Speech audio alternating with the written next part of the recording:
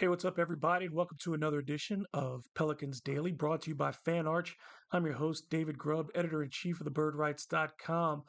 And the New Orleans Pelicans got some news on Monday as they found out the status of a couple of their players who had undergone surgeries this offseason, Kelly Olynyk and Brandon Boston Jr. Uh, First, Kelly Olynyk had, according to a press release by the New Orleans Pelicans, underwent a minimally invasive surgery on his left heel, along with an ultrasound guided tendon debridement on Friday at the Fortius Clinic in London, England. He missed the last 3 games of the season with some tendinosis in his left Achilles. So it looks like that injury has been addressed there. Meanwhile, Brandon Boston, who missed the last few games of the regular season with an ankle injury, had arthroscopic surgery on his left ankle on Friday in Los Angeles. He played his last game on February 8th. So both of them, they have the same timeline for recovery. They're expected to be out for the next 3 to 4 months. So this is the end of April, as you know. So that puts their getting back to court somewhere around August. We'll see if they're ready for the start of training camp. They should be ready to go at the starting of training camp based on those timelines, but we shall see. Kelly Olynyk, of course, came over in the trade for Brandon Ingram. Brandon Boston was signed by the Pelicans after a couple seasons of his career with the Los Angeles Clippers, but also started off, played with San Antonio as well before ending up with the Pelicans. Started off on a two-way deal, eventually earning a full contract with the Pelicans.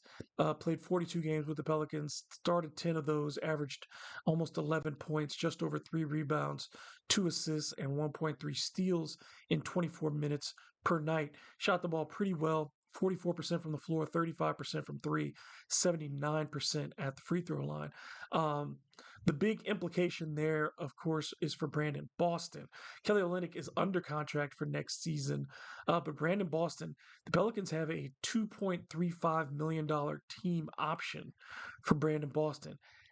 It's now the likelihood is increased certainly that the Pelicans will pass on picking up that team option, making him a free agent again, and then reserving the right to see how he's doing and then signing him after he's healthy and seeing what they can do there.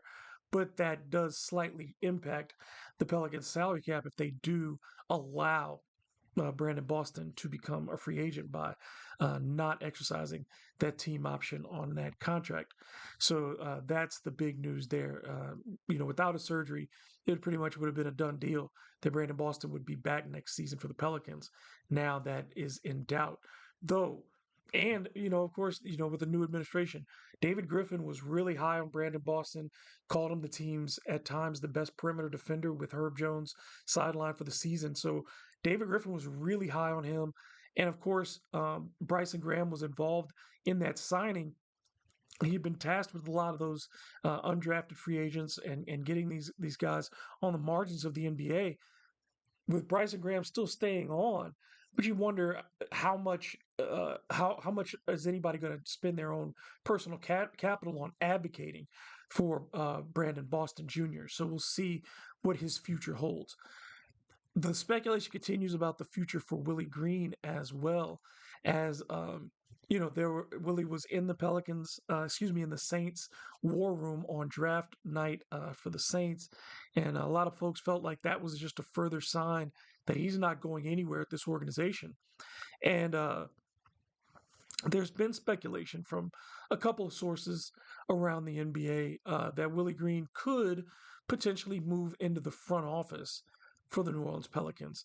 That if Joe Dumars is set on bringing on a new head coach, that the Pelicans want to get value for having Willie Green around.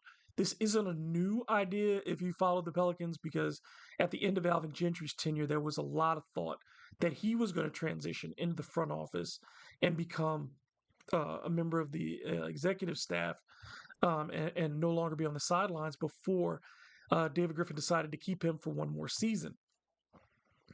That being said, I still would think it's pretty unlikely that they move Willie Green into the front office. I don't know what that role would be because he's not the ambassador type.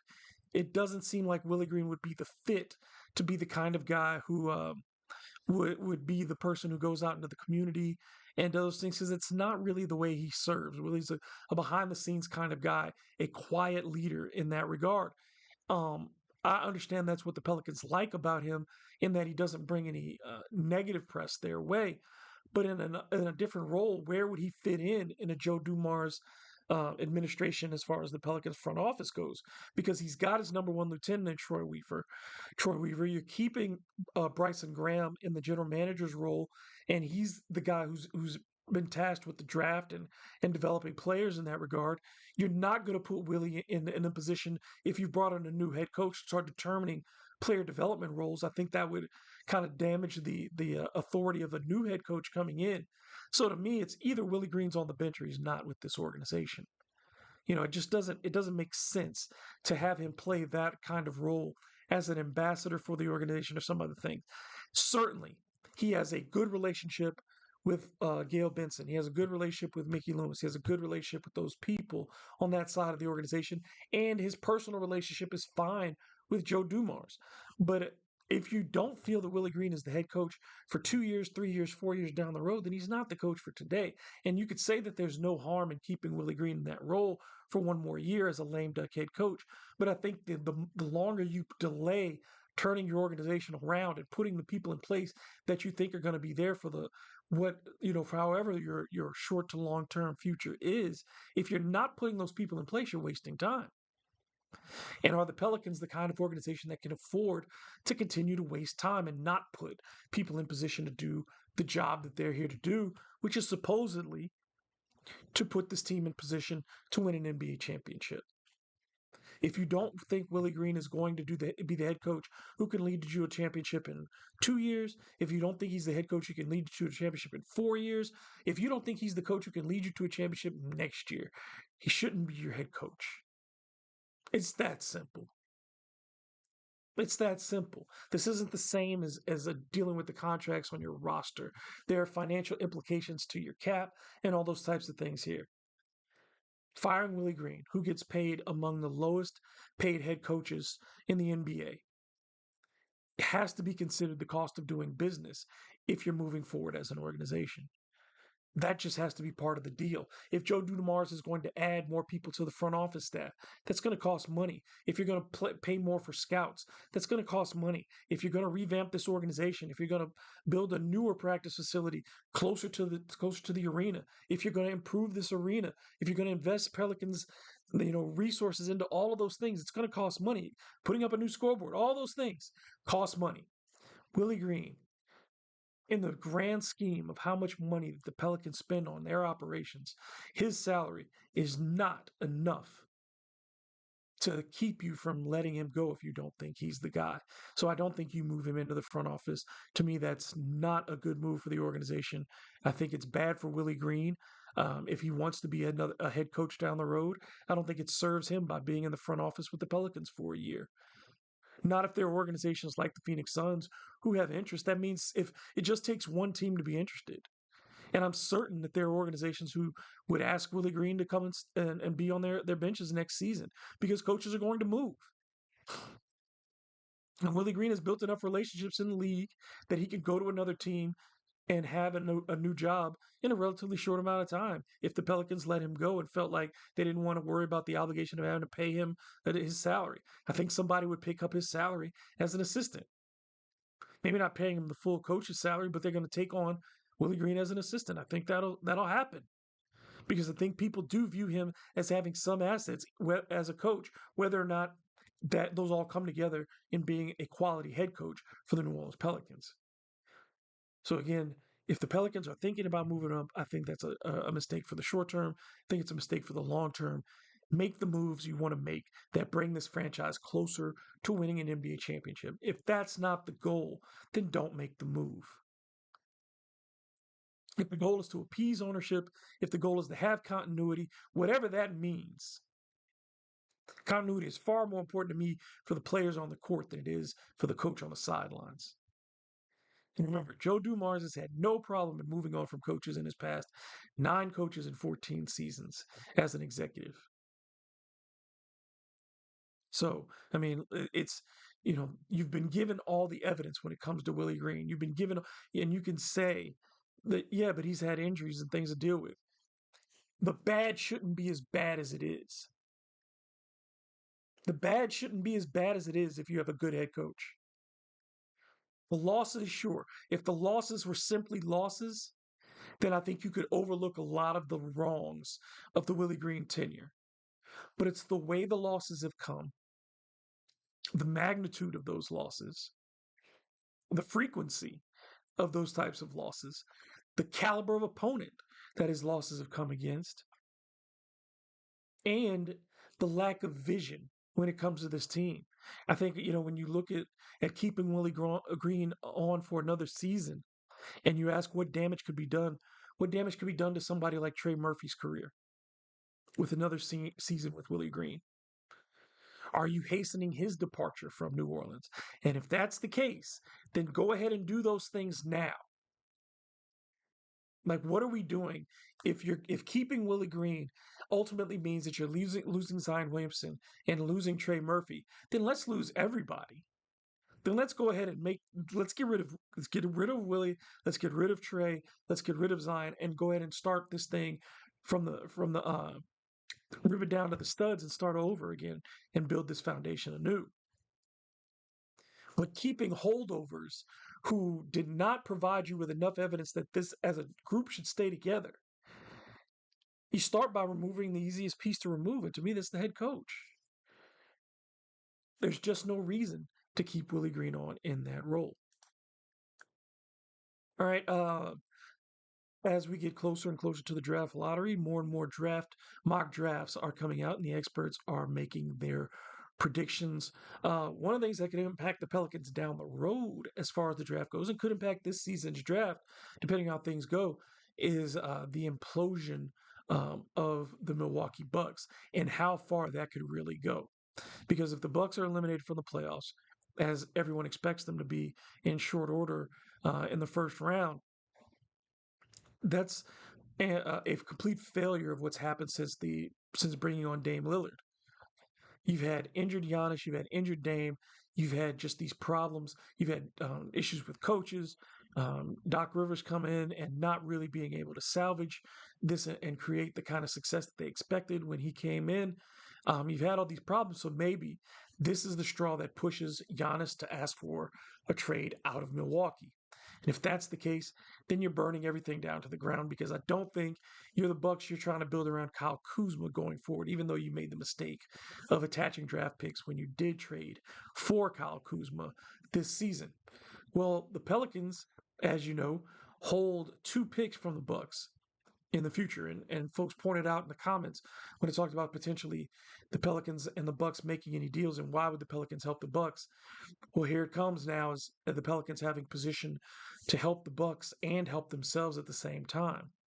Because if the Bucks are trying to rebuild their team, they're going to have to find a way to get picks back to facilitate things. The Pelicans have picks that the Bucks may need and would have to use the Pelicans as a third team in facilitating a deal.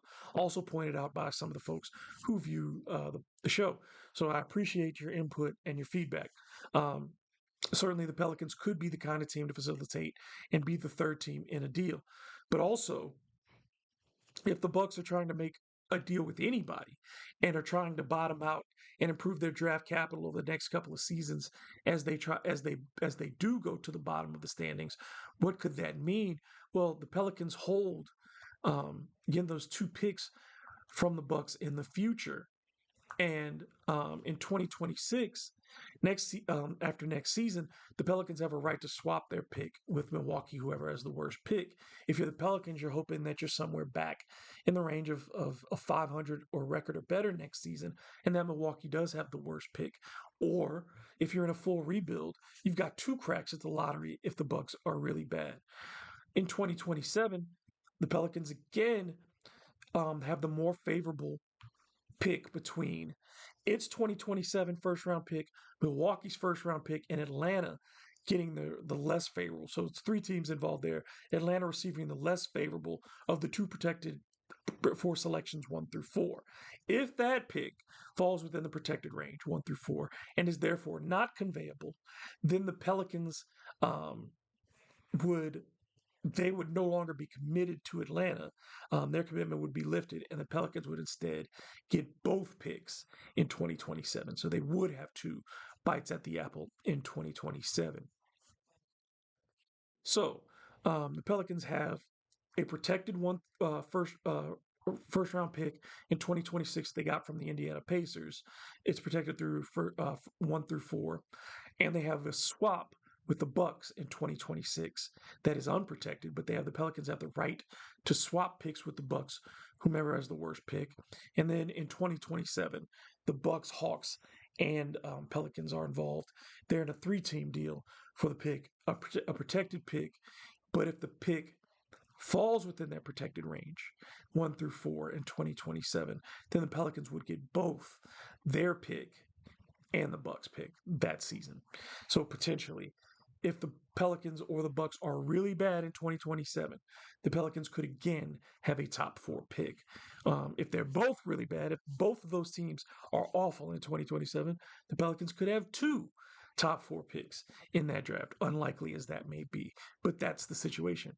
But back to this year's draft and what the Pelicans' options are, it seems to be that the consensus is building around who is the fourth best player in this draft. And it looks like that player is VJ Edgecombe out of Baylor, the shooting guard from Baylor, 6'5", 180 pounds, very long, lanky, athletic player. Reminds people in some ways of Leandro Barbosa as far as his speed and his quickness in a straight line. Really good in the open court. A decent three-point shooter, shot at 34% last season. Looked really streaky as far as his three-point shooting. Didn't look great down the stretch, whether it was in the Big 12 tournament or in the NCAA tournament. Neither one of those were the kind of games that showcased how the reason his upside is so high. But a lot of publications and websites have come around to listing him primarily as the fourth best player in this draft. I think he's really talented. He's an upside player. He's a guy that you're not going to get as far as high efficiency as an offensive player, but he can break people down off the dribble and he can get to the rim and finish. A great slasher who can play above the rim. His wingspan is longer than he is. He has a wingspan of about 6'6". We'll see how he measures out, but he's not a great ball handler. More of a straight line kind of player. You're betting on his upside more so than I think his immediate contributions. I don't think you'd want to start him coming in immediately because he's going to make some mistakes. He's going to have streaky night shooting where he could shoot you out of games. But I think if you take him, he becomes, you're looking at him as your primary option to play him first off the bench. That's what you'd have to do, is give him the opportunity to fail offensively, to really get out there and have the ball in his hands and see what he can do with that.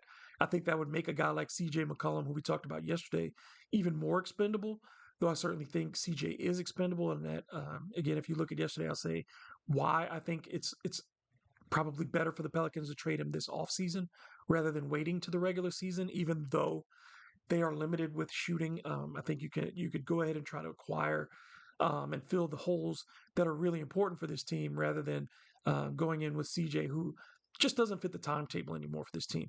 The other player that tends to fall into that fourth spot, if not VJ Edgecombe, is Trey Johnson. And we've talked about Trey Johnson a little bit as well.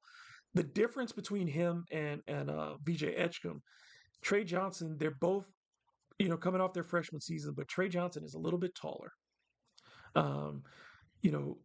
A full 6'6" compared to Edgecombe, who's around 6'4". So you're getting traditional two-guard length at that spot when you're talking about Trey Johnson. A high-level shooter, particularly in catch-and-shoot situations, I think, playing him alongside, when you talk about players who fit opposite Zion Williamson, he's a volume shooter who's going to shoot the ball really well from distance. A guy who as all the makings of a pure jump shooter who's not scared to let that thing fly from the outside. Um, Not a great passer, but a guy who can pass the basketball. Can move without the basketball, which is important for this team.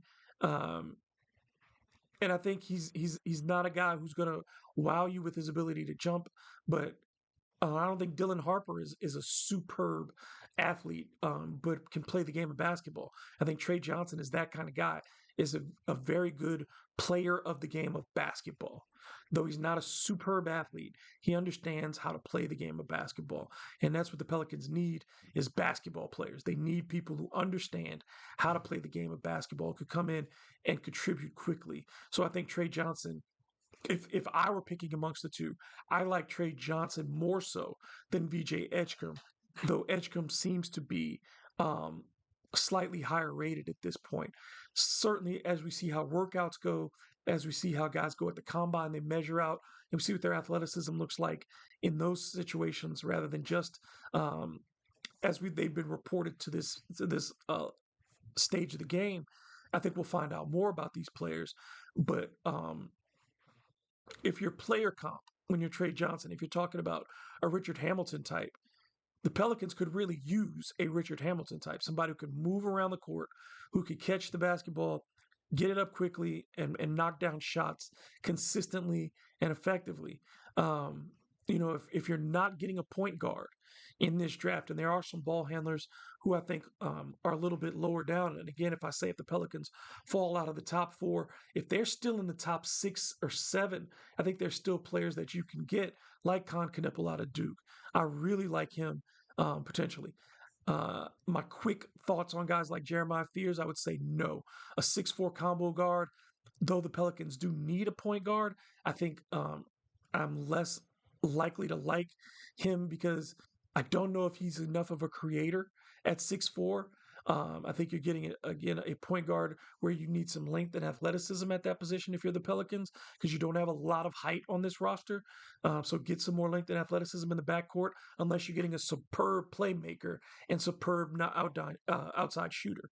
If you're getting an undersized point guard, you have to be a really good shooter. You have to be shooting high 30% from the 3-point line and then being able to get to the rim and finish. And I would say with Jeremiah Fears, yeah, he can score. He absolutely can score and he's a bucket at the collegiate level.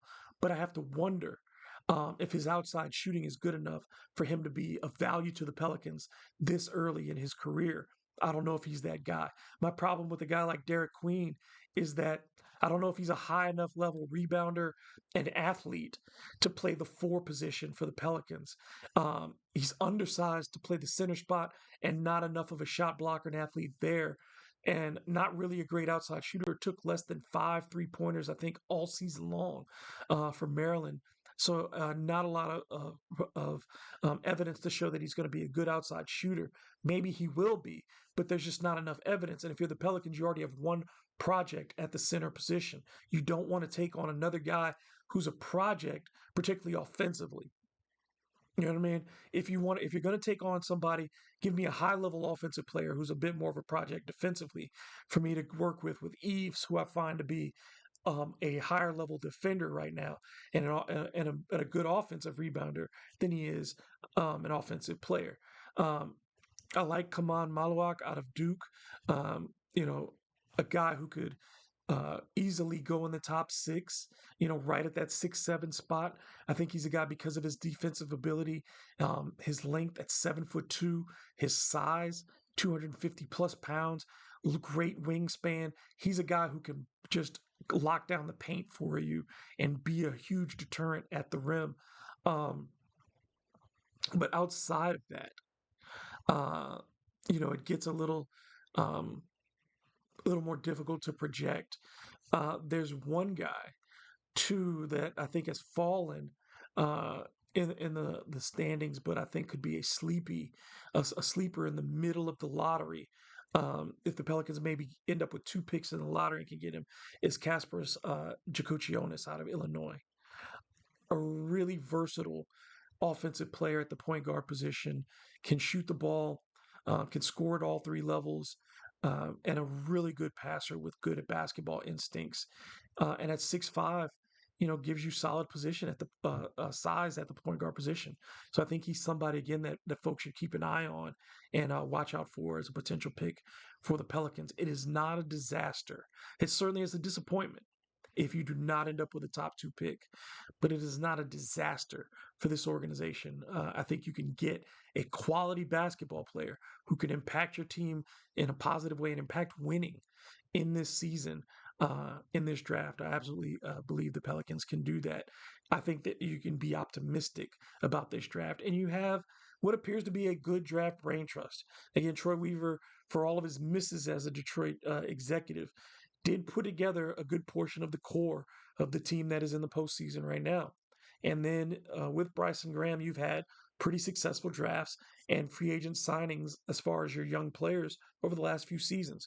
So you give the Pelicans that credit and defer to them, at least in this circumstance, that they will could likely make a good draft pick this season. It's pretty hard not to, considering the position that they're likely to be in, but they should make a really good draft pick this season. All right, finally, before we go, we'll talk about Carlo Makovic and grading his rookie season. I think Carlo gave you a really interesting rookie year, a lot to be excited about, and still some things to be concerned about. But when you take him from where he came from, he looked in summer league and just the embarrassing amount of fouls at times, and at times just looking completely lost. The Pelicans tried at times to run the offense through him and feature him. He was not ready for that in the summer. Um, but then when he really got his opportunity with the Pelicans this season, he had some flashes and some moments that were impressive and encouraged you about his future. Um, when you look at his on-offs this season, what you'll notice is that the team did better in certain areas, like offensive rebounding, was better, um, passing the ball. Um, Better defensively when he was off the court. Um, but the athletic plays were more so there when Carlo was on the court. The defensive rebounding picked up. But the mistakes, the kind of things like Carlo was hit or miss. Either he was going to give you something really exciting on the offensive end, or he was going to give you a chase down block, or he was going to get embarrassed defensively. So I think that when you look at Carlo overall, when the Pelicans had him on the floor, the offense was slightly better than when he was off the floor. The defense was slightly better than when he was off the floor, but it was bad. The defense was bad in all cases when he was on the floor, and really bad at times individually with him. Um, but when you look and compare him, I think the guy you want to compare him to is the other rookie in this class in the front court, and that was Yves Missi. And when you look at Missi, the things that Missi did better than Carlo, like I said, they kind of complemented each other in what their positive attributes were and what their failures were. Carlo is not the offensive rebounder that Eves is.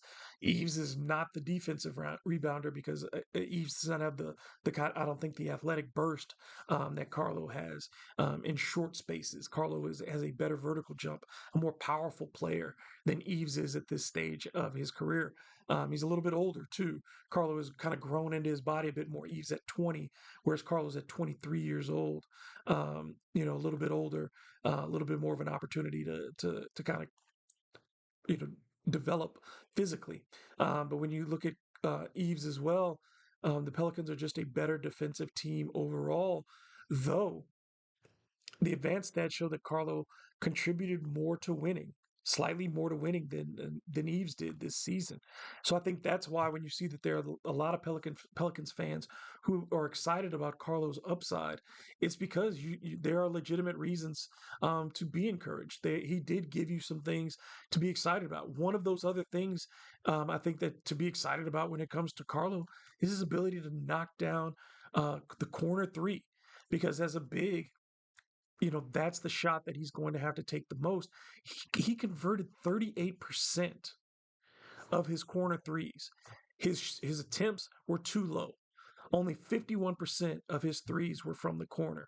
He was horrible in shooting the three in other places. Because overall for the season, he was a 32% free throw shooter. He was 38% from the corner. So that tells you how bad he was from the rest of those positions where he was shooting the three. Just not good. So if he focuses on that corner though, and again as a stretch four, because I think that's his position. He's not a five. As a backup center, he's just defensively incapable of playing that position. But as a stretch four, where I think you allow him to be able to face his defender more, and he can play them on the perimeter. Instead of having to get caught in fakes and stuff around the basket and getting out of position and having to be the last outline defense. But as a stretch four offensively, he gives you that versatility to be able to knock down that shot and then run the floor in transition because Carlo is capable of finishing above the rim, catching lobs, second chance, tip and put back dunks in transition as well and in the half court. So he gives you all of those things that you necessarily don't get from Eves, but you get them in these bursts. And I think what you're going to see, Carlo is perfectly suited as that third big. If I were comparing him to anybody, I would say a, a he's like Billy Hernan Gomez, where if you give them enough minutes, they'll give you a double double.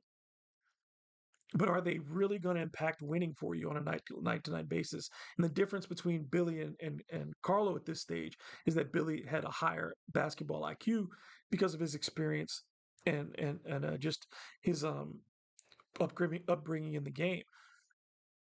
Carlo is a much more raw prospect at this stage of his career, still learning how to be a contributor in this league. But as a third center, and as your backup stretch four, I think Carlo has certainly proven that he can carve out a niche for himself with the New Orleans Pelicans. But in the hierarchy of things, um, carving out a bigger role for Carlo is not really a priority next season. I don't think. I think getting it, making sure that he gets you give him an opportunity to kind of mix things up and change the tempo of the game. That's your focus if you're utilizing him, because what you're bringing him in is for his offense. You're not bringing him in for his defense. You're bringing him in when you want to change the pace of the game and get things really going up and down the court. And so you want to put him in units with better defenders, and you allow him with at least one starter with gravity to kind of allow the defense to deal with that person, and where Carlo can get those off ball opportunities with the ball either swinging around him on the perimeter to shoot those corner threes, or you're getting him cutting to the lane for dunks and things like that, or he's getting lobs on the back end of the defense when it collapses on somebody else on the perimeter or on the drive for Zion or something like that. But I think if you put that kind of role in, then you're giving Carlo the ability to contribute on a regular basis, not a nightly basis. I don't know if he's ready for it to be an 82 game contributor, but on a regular basis. And I think that's in a year two for a guy who comes into this, from where he came from. I think that's a good place to be in year two for Carlo Makovich. All right, we'll get more into the draft as we go forward. We'll continue to grade players and talk about them this season. And you can go back. We're doing it in alphabetical order, so you go back, you can find some of the players that we've already discussed and what you can look forward this season. Oh, I forgot to give a letter grade for Carlo. If I'm giving Carlo a letter grade, I'm gonna give him a solid B. I'm going to solid B. Again, his defense was that poor that I can't give him more than that. But when it comes to effort, expectations, and contributions, I think a solid B is where Carlo should be. And I think that's a more than fair and judicious grade. But anyway, we'll have more of these coming up in as we get into the future days. We'll be talking more about the draft as well and looking into those players, and we'll start looking at more into potential trade ideas and teams that we can look at. Um, I've gotten some requests to ask about coaches, and Mark Jackson's name came up, but until the Pelicans announce that they are going to look at a coach, it's no point in speculating at this stage. The presumption at this stage is that Willie Green will be back on the sidelines next season, and I don't think. Honestly, that Mark Jackson would be at the top of the list for Joe Dumars. If you're going to expend your capital early on in your first hire, I don't think it would be for somebody else. If we're talking about an organization that if they move on from Zion Williamson, part of the reason is because his off-court concerns. Go back and look up Mark Jackson, and you'll see some off-court concerns. And I don't think in an organization where you're trying to establish yourself and power within it, as Joe Dumars is, and I don't care how close you are to Gail Benson and how close you think you are. Again, if you're talking about Mark Jackson, all I'm going to say is look up his tenure with the Warriors and see what he did, and look up his tenure in some other places as a player, and what happened there, and different circumstances. I'm not saying that should make the case against him, and it should be the reason he never gets a job again. I'm just saying, if you're Joe Dumars and you're trying to establish yourself in this situation, I don't think that bringing Mark Jackson in is the wisest decision that you could make. Um, and that's all I'll say on that at this stage. If he becomes a real candidate, if Willie Green gets fired and Mark Jackson is a real candidate, we can have that discussion in more depth. But I just don't think it's worth putting that effort in right now. When, as far as we all know, Willie Green will be the head coach of the Pelicans when they start play in the 25-26 season. Um, in the meantime, please continue to show your support. We crossed over 600 subscribers now. We were at 500 on Friday, and already just in a couple more days, they added 100 more. So let's try to get this thing to 1,000 as quickly as we can. Let's get it to 2,000. Let's get it to 3,000. Share it to folks that you know who are Pelicans fans who just would like to get some great Pelicans content. Let me know what I can do to get better, and let me know what you're looking for. So like, subscribe, leave your comments and questions below, and I will try to respond to as many of them as I can each and every day. Until the next time, y'all know how to follow me on social media. I'm on Blue Sky, I'm on Instagram, and I'm on TikTok. And you can also find me at thebirdrights.com. Y'all have a great one, and we'll talk soon.